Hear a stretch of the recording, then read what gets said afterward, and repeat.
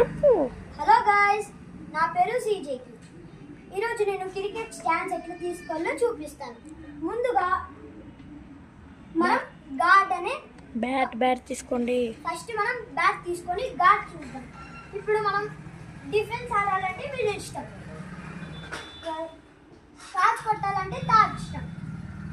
ఇది ఎల్బిఐఏ చాలా కారణాలు ఉన్నాయి, మళ్ళీ తర్వాత నెక్స్ట్ వీడియోలో కలుద్దాం. తర్వాత మనం ఫస్ట్ గాల్ తీసుకుందాం. నేనైతే ఎక్కువ డిఫెన్సే ఆడతానండి.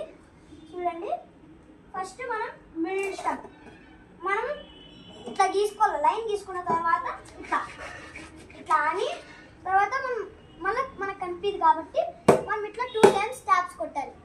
ముందు బేసిక్స్ నేర్చుకుందాం.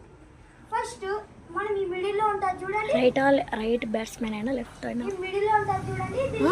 మీరు రైట్ బ్యాట్స్మెన్ అయినా లెఫ్ట్ కానీ ఉంటే ఫస్ట్ రైట్ హ్యాండ్ చూపిస్తే ఎక్కువ రైట్ హ్యాండ్ ఉన్నారు చూడండి. ఫస్ట్ మనం లెఫ్ట్ హ్యాండ్ కింద పట్టుకోవాలి. లెఫ్ట్ హ్యాండ్ కింద పట్టుకోవాలి.